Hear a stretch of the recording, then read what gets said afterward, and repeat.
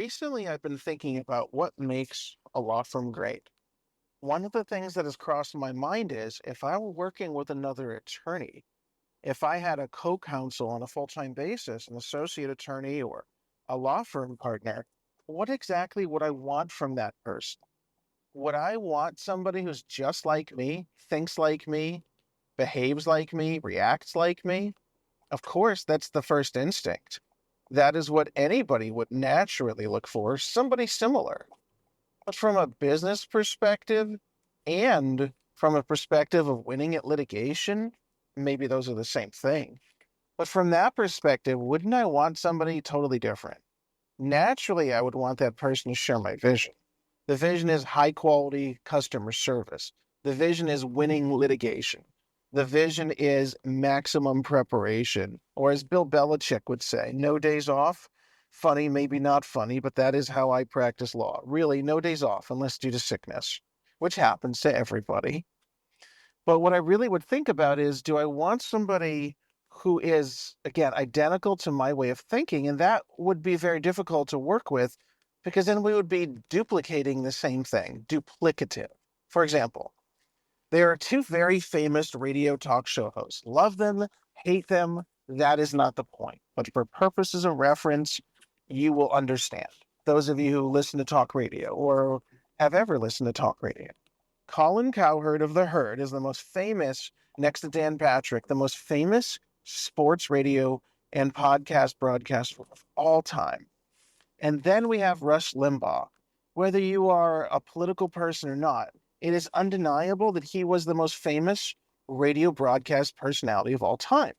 But would we really need two Rush Limbaughs back to back saying similar things in a similar way with a similar format? Doesn't it broaden the horizons when people have different skill sets, different talents, different approaches to things? And I take that to heart when it comes to litigation. I have a staff of two other individuals and sometimes others as needed for preparation. Specifically, we have our legal assistant and our paralegal. I know this is inside baseball, but forgive me if you don't mind tuning into the crux of the argument here, because that is what's really important.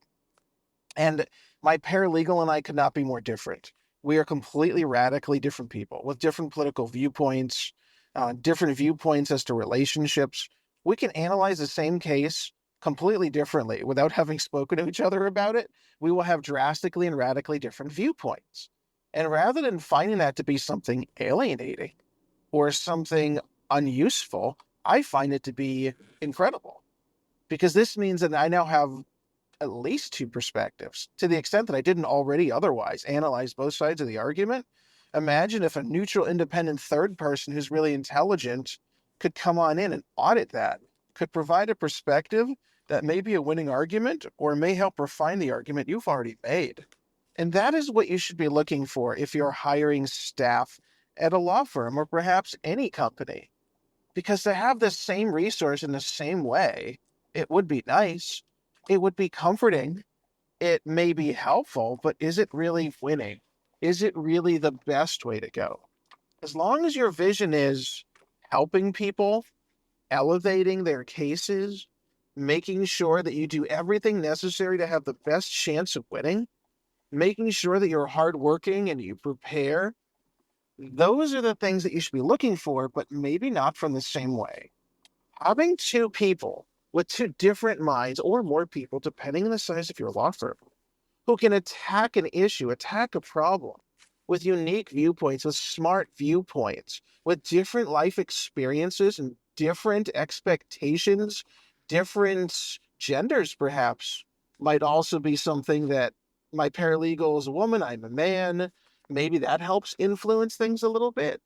Although we tend to have viewpoints, interestingly enough, where mine may be a little bit more on her side of the aisle naturally, hers may be on my side of the aisle naturally. But whatever the case may be in your industry or business, in your law firm, searching for somebody to provide you with assistance, searching for somebody to work with you and work on behalf of your clients, work with your clients, having a different viewpoint is a good thing. Just one last example on that.